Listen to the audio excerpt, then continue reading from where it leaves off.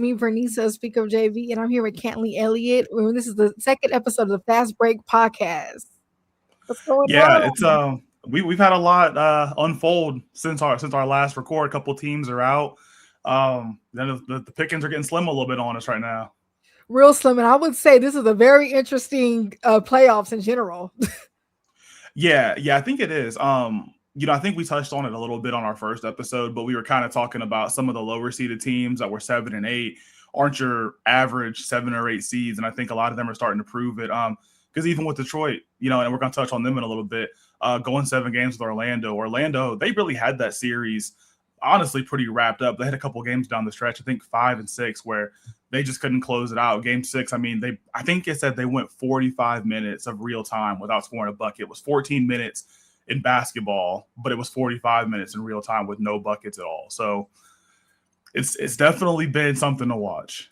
Yeah, that was definitely a trending topic because I remember when the Pistons lost that first game, right? Everyone was like, oh, they're frauds. Oh, what's going on? Pistons #1 seed.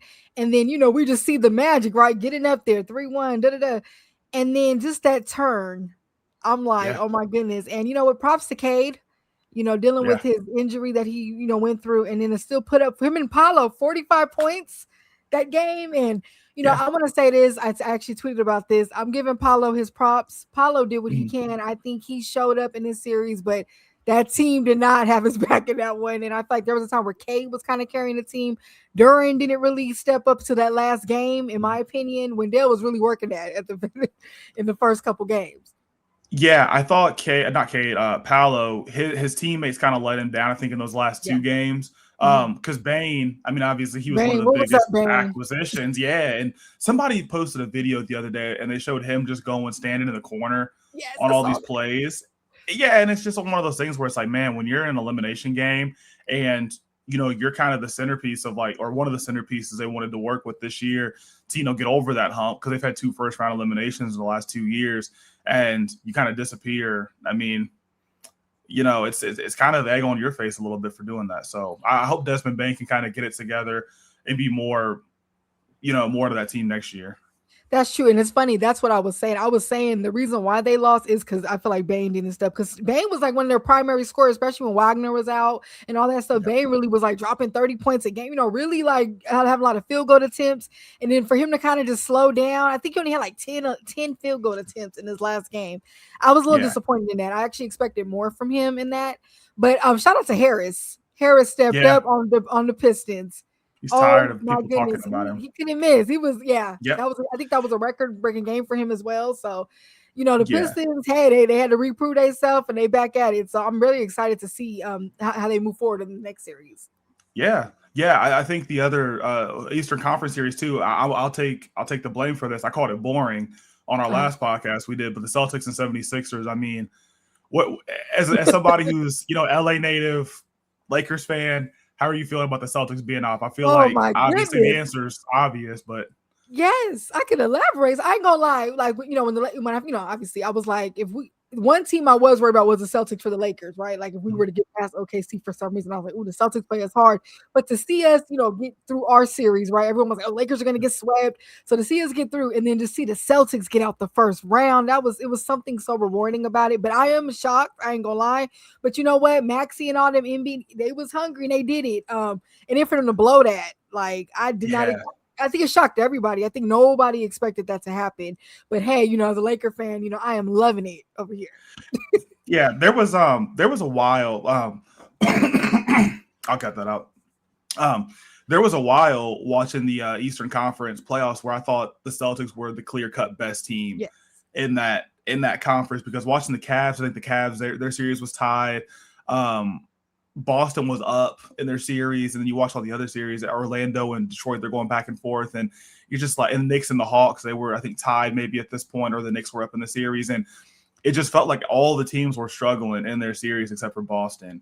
And I thought they were going to be the ones that in their first round, it was going to be maybe, because I gave Philly 1 game to begin with. I said maybe 4-1 if Philly has a really bad shooting game, which they had really great shooting games down the stretch, and that was just a big difference for it. So I thought Boston, honestly, was going to be that team that was going to be in the finals for the East, but looks like somebody else.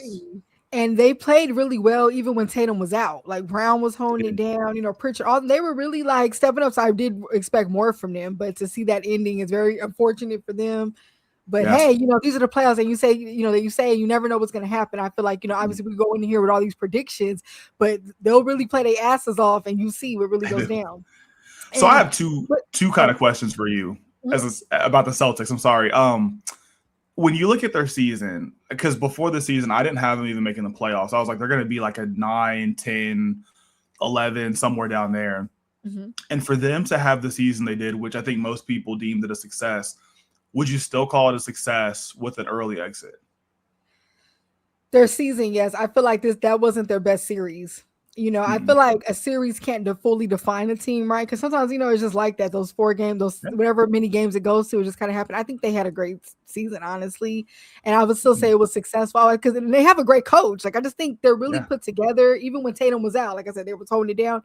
But like I said, this is still a shocker. Like, to go down like that. But I would still consider it. But the first round exit just kind of like, what happened? It almost makes you think the whole season is just kind of down the drain. It's like, you finished second in the conference. All that hard work you guys put in. Because even though I can't stand the Celtics, I did expect more from them. You respect it. Yeah. I've always respected the Celtics. Yeah. And it was interesting because I saw Jaylen Brown was on a stream, I think today or yesterday. Yeah. And he said that he felt like this season. Yeah. And he felt like this season was his best season of basketball, not the season he won a title and the finals MVP. So I thought that was a little interesting. What do you think about that? You think that's true or? Yeah, I think he really stood out this season for him. I really liked him this season. I don't know what, maybe because with Tatum being out and all that, it was like fully just him kind of like dominating that. So maybe that's why he felt good about it. And then he was emphasizing the flopping. But then I didn't like that part because I'm just like, y'all lost. Like, it's like you blew it. You didn't just lose. You guys literally blew it because you had chances to end the series, but you didn't.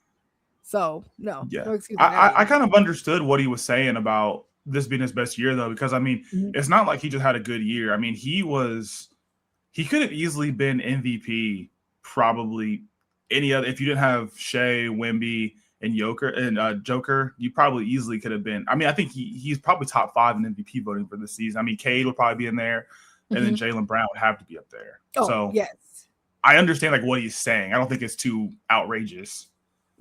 Not at all. And I just think, like I said, he shined more with Tatum kind of being out because it's like, they kind of, they're both out there usually. So with that, it was like, he got to really have that spotlight. He did. He definitely did. See, I know you mentioned the Knicks and the Hawks. I'm sorry. That was a goodbye to the Hawks. Whoa. More than a goodbye. Going into the second half, I was, man. I didn't expect that one, the way that ended like that. Those kind of games just snatch your soul out. And it's just, because I think Jalen Johnson was somebody you said on the last pod who you had enjoyed watching this season, which he did have a really good season. Yes. And you just have to feel like, for guys like him who there weren't, I mean, I think there were some expectations for the Hawks this year. I think I maybe had him at like 4th or 5th before the year started. But then when the whole Trae Young thing happened and they blew it up, I think everybody kind of felt like there were no expectations. And I think if they would have honestly drawn anybody else, because I mean they played outside that last game. I mean they played the Knicks pretty well. Yeah, they did, and I don't know. I just don't know what happened on that last game. But you know what? The thing about the Knicks though, when they really come together and huddle up, that's not a force to be reckoned with. They Do you think they look like the best team in the East right now? You know what? As of right now, with Alvin being out, I would say yes. Yeah, I'm trying to think because I'm like the Pistons. They fought for that, and they had to they was on their last breath with that one. They're a great team, but I just feel like I got to see this series, and I'll have another opinion. But as of right now, and then they whooped. Okay, as we're on this episode, the Knicks are actually beating the 76ers. It's interesting. I really want to see this Cavs and Pistons because I want to say Cavs win this, and I know I live in Ohio, but I want to say Cavs just because I think the interior defense is a little bit better than Orlando's. I think Cleveland's is. And I think they're going to have a pretty not easy time kind of taking care of Jalen Duren, but I think they're going to make it a little more difficult for him because he had a couple games last series where, I feel like he was the deciding factor for a lot of those games. And Cleveland, the perimeter defense is it's gotten better. It's pretty solid. And Cade, obviously, he's just one of those guys where he's gonna do what he does. I think it's just a matter of taking all the other guys out of the game. And I think that can be Cleveland's ticket. Yeah, Cade is definitely one of those ones, but I feel like they play the best when the whole team kind of participates, and they need Duran. I mean, I love them games when Duran has 20 plus points. I feel like they're dangerous when Duran's playing like that. But this series, last series, wasn't his series. Duran's that wasn't his best one. So we're definitely going to see more out of him now. Last season. I do remember Duran bodying the Cavs, so I want to see that Duran come out this season. Yeah. Now Jared Allen, let's talk about him. He turned up yesterday. He turned up yesterday against the Raptors. I think he had 17 rebounds, something like that. He was in double digits. Yeah, he had double for sure. And I want to say if he come with that energy, that's good too. Because him and Mobley in that paint, with Duran. Come on. Yeah. Mobley, the only thing about Mobley that bothers me at times, and I saw him do this a lot against the Raptors, was you'll have a guy like Scotty Barnes, who he's a pretty versatile guy for his size, who he'll just drive the lane. And Mobley, I think it might have been game 6. But Mobley just stepped out of the lane on back-to-back drives to the bucket. And I was like, Mobley, bro, you were defensive player of the year last year. I mean, those are the type of things where you can't let happen. And I think Evan Mobley's so interesting to me because I think he has a lot of potential. And I just think every year there's this conversation of when is he going to make that jump? And I think now is really the time for him to make that jump. If you never make this jump, now would be the time. I think he has to do it. I completely agree with that, but we're gonna see how this. We'll see. I guess it depends on how these playoffs go. We'll see. What he's gonna end up doing, and we will see. So, and then let's talk about something interesting I found too is the Nuggets series. Yeah. Whoa! I predicted Timberwolves winning it. I did say that. I had him in 7. I had Timberwolves in 7. Everybody thought it was crazy. But they looked hungry. We had touched up on hungry they look. I felt bad for Joker. I ain't gonna lie. I was like, well, because he's such, he's a great player. And to see him go out the first round like that, they went down kind of bad. I ain't gonna lie. Yeah, I think when I look at Denver, I see a lot of how Milwaukee was after they won their title, because it almost felt like Milwaukee won their title, made a bunch of moves, signed a bunch of older players, and they haven't really done anything since, because I think they won their title and then they got bounced in the first round 2 years in a row. And then it was maybe the second. It hasn't been good for them since they won their title. And I'm kind of starting to feel the same about Denver, where they won their title and I don't think they've been back to the conference finals ever since. This has been It has. Yeah. I mean, you're looking at, I think the thing is the conference has gotten better around them, because when Milwaukee won their title in 21, the following year, Boston got better. The Cavs started to get better. All these other teams started kind of piecing things together, the Knicks. And I think when you look at Denver now, the Lakers went out and got Luka. OKC is on the rise. The Spurs are on the rise. Now I think all these teams around Denver, are kind of doing the same thing a lot of those Eastern Conference teams did. And I just want to say too, it's crazy seeing Jaden McDaniels back up his words. What are your thoughts on Jaden McDaniels as a player? I love him. Somebody made a comparison to Scottie Pippen the other day for McDaniels, and I love him. I think backing up that trash, and kind of I think we had mentioned on our first episode, that talk and the rivalry and stuff in the playoffs is what I think has been kind of missing, that little extra spark between players. Because I mean, calling out the whole Nuggets team and then going out there backing it up, broke them apart. You don't see guys do that. Yeah, you don't see guys do that too much. And they had a hurt team. Donnie, Minnesota, his Achilles. They had Ant-Man wasn't in. It was just a lot. Yeah. Aaron Gordon didn't play either that last game, but they really put that. I'm proud of the Timberwolves for that, though. Holding it down like that against such a tough team. Yeah, and I hate it because I think a lot of people were saying that Minnesota versus San Antonio was a bad matchup and it's bad for ratings and everything else, and because they didn't know the status of Anthony Edwards or any of those guys. But when you look at it, Anthony Edwards is out here playing now, and I mean, who wouldn't want to see Ant versus Wemby? I mean, yeah. I get Joker and Wemby. It was a good matchup, but Ant and Wemby, I mean, I love it. I think it's great. I think it's going to be very entertaining, and they're both very passionate teams. The Spurs play with such passion. Timberwolves play with such passion. So it's going to be nice and, intense. Yeah. Yeah. And then, I mean, on the other side, we can go ahead and dive into it. But our two teams, are going at it Here we starting go. Let's tomorrow talk. night. Lakers It's and just, Thunder. oh my goodness. It's just crazy. I was looking at all the hate Lakers got with this Rocket series. And it's crazy how they said we were going to get swept. Then when we didn't get swept, they were like, oh, you guys are going to blow a 3-1 lead. You're going to blow a 3-2 lead. And it just kept going and going. Then we beat them, got quiet. So now, of course, we're hearing all the OKC stuff. So now I'm going to say as a Laker fan, yes, there's a part of me that's like, oh my goodness, what's about to happen?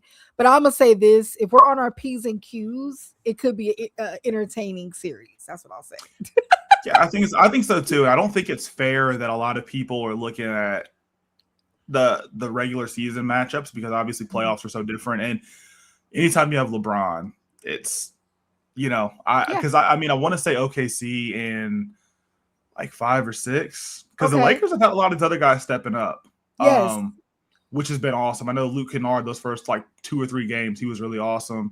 And if you get like him, Marcus Smart, and these guys stepping up, I mean, they could probably make it a little tough for OKC.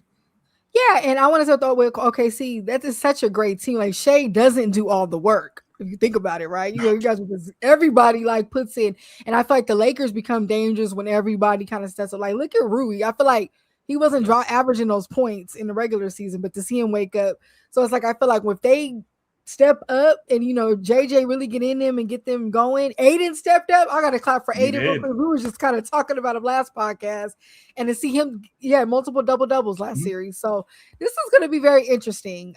But hey, anything's possible with the playoffs. We see what we just seen. The Celtics went home first round. Nuggets went home first round. Nobody's no one safe. Expected that. So I feel so. I have a bad feeling about tomorrow night because I think OKC's just had too much time off. Yeah, y'all been relaxing. Yeah, they've been done for I think over a week now, right. And usually that's not always a good indicator. I know that I'm glad their first 2 games were at home, which is good. But if it was a thing of where we had been done and we're going to LA to play these first 2 games, I would be a little more like, ooh, like seems like a trap. But I wouldn't be surprised if the Lakers got one of the first 2 games, maybe tomorrow's. I wouldn't be surprised. They're saying, I mean, Luka could potentially come back later in the series if possible. So I feel like we could get like a game. It could light some things up, but we don't know. They keep saying different things every single day. But if he came back and the series was like tied, I'd be a little nervous. You okay? Okay, I'd be nervous. Yeah, and Austin Reeves getting his groove back too. He is, yeah. And really, when you think about OKC, their run they've had the last couple of seasons, they haven't been in a place like, LA with that historic, with all the history they have in the playoffs. And it just feels to me like the Lakers, this run they're on right now, feels a little more like I remember watching the Lakers in 2010 when Kobe won his last chip, and it just felt like very unified. It just felt like what a Lakers championship was supposed to be. And I feel like the audience now, it feels a little like that, kind of like where it feels like they're one and not just there because it's the Lakers. I feel like they really think the Lakers can do something, which is scary because OKC's never been in an environment like that on the playoffs. Guys, so that's an interesting take. I've never heard that one before. No. Now that you put it into perspective, and hope could get you far. I feel like when players believe in themselves, you can defeat the big bug or whatever it is. I mean, I'm gonna say this: nobody expected the Pacers to go that far with OKC or far in the whole playoffs. No, the Pacers, that team nobody was checking for the Pacers early in the season last season. Let's be real. Heck no. And they wowed all of us, so yeah. Well, I think that's the great thing about the NBA is the last couple of seasons we've had those teams that make those runs. It's not, it hasn't just been your typical teams last few years because you have OKC, San Antonio's back in the mix now. The Cavs when they got Donovan Mitchell, the Knicks are exciting to watch now too because I felt like for a long time it was like we literally had all the same teams in the finals. Where now we have Miami and Denver, we have historic franchises, Golden State and Boston, and It's just a little more fun to watch. I know people talk about the NBA is unwatchable, but I think that's if you're a casual and don't really pay any attention. Yeah, because I feel like this has been very interesting so far. Like it's been great, and it's been a flip side. And I love the whole early 3-1s that happen because now like you're not so sure no more if a team is up 3-1 or 3-0. You don't feel safe. You used to be able to feel like, they can't come back from that. Now I'm just.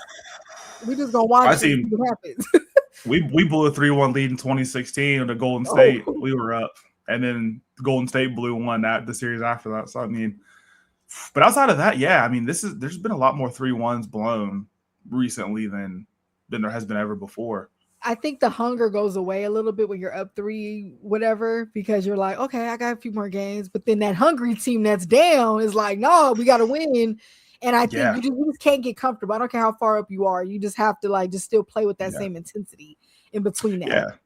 Well, I think even where Orlando made their mistake was they got complacent. Yeah. And then I'm like, you guys had a chance to close your series out at home. And they didn't take care. Yeah, they didn't take care of business at home, which I thought was really the bad part for them. They lost, I think, maybe it was 2 or 3 games at home, but obviously game 6 was the one where they're up by 20 or 22. And then you just go that cold. I mean, those are games where it's like you can absolutely not do that. Somebody said on Instagram, the dangerous thing about the playoffs is, about going to like a game 7 is a role player might just get hot and take your team home. Think about that. It could just be a random role player.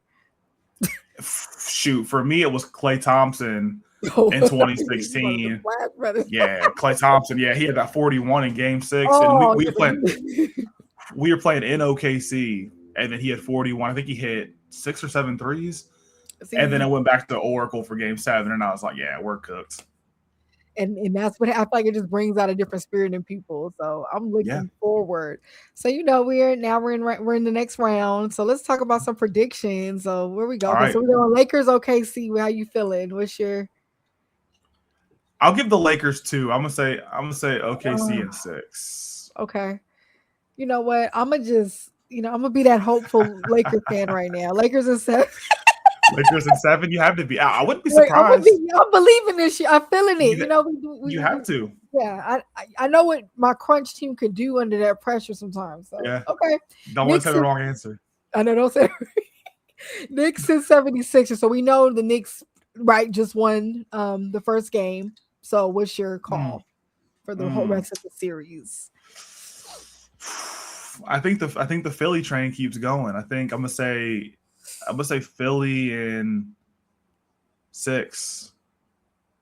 I'm gonna go Philly in 6. I think some of these other guys start to step up. Okay, I'm gonna say Knicks in 6.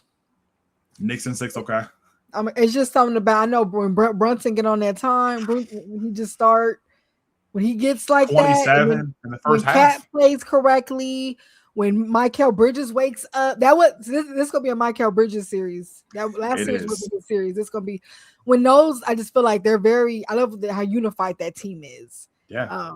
But I love me some Sixers though. But I feel like with Embiid dealing with his injuries and that's what's scaring me. Now, if he's a little more healthier, I would feel more. You got the Celtics out, but well, I think why the Knicks that series is interesting to me is because I think they have more bodies they can throw at Joel Embiid, because it didn't make sense to me why Boston didn't play Vucevic the last game. And Joel Embiid, he's decent. He's a decent center. Yeah. Embiid was killing them inside. He's posting up Jaylen Brown, Derek White, and I'm like, why don't they why is Boston playing like a small ball lineup right now? They should have put him out there. Mm-hmm. Yeah, and New York, they have obviously Cat, Mitchell Robinson. So I mean, I think they have a little. Mitchell Robinson. Yeah, he come off the bench grabbing boards. Yeah, so Knicks in 6 might be the pick, but I'll stick with Philly. I'll keep rhymes too. Doesn't it sound good? Knicks in 6. Knicks in 6. Okay, so now we got the Spurs and the Timberwolves. 2-point game right now while we're recording this. Game 1 with them. Okay, 2 point. Who's leading? Actually, Minnesota just hit a 3 to go up by 1. Okay, so it's nice and close right now. So give me Minnesota. I think they've been pretty dominant. Yeah, Minnesota. Give me Minnesota in 6. Ooh. Okay. I think this is gonna go. I think this is gonna go to game 7. Yeah. Yeah, it feels intense already. I'm gonna say. Ooh. Okay. It's tough. It is tough because I love how the Timberwolves played the Nuggets, but I know the Spurs got this twinkle in their eye this season. They do, and they beat OKC. Just saying. Okay, give me Spurs in 7. Spurs in 7. Actually, both of these teams beat up on OKC this year because I want to say Minnesota beat them twice. They got them like once or twice, right, or something. Once or twice, They went yeah. to And OT. then I remember one game they went to OT with OKC. And then the Spurs got them 3 times. So the Spurs is up. You know what? I feel like for the optimistic OKC fan, that's why I'm picking Minnesota because that's why I'd rather play. If assuming we beat the Lakers. But yeah, I think that's where my pick comes from. So, okay, we can take that. And then we got Cavs and Pistons. This might be very bold. The boldest take ever. Give me Cavs in 5. Really? Cavs in 5. I think the Cavs, they understand. I think they're gonna wake up after this first round series.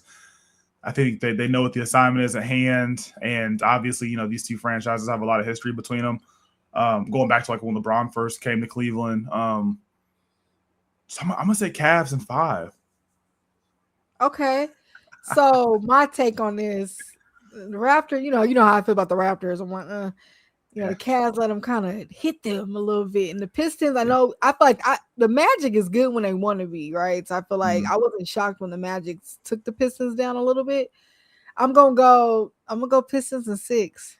Pistons in 6, okay. Yes, and I say that because K got this look in his eye, and he does. Duran's eating this series.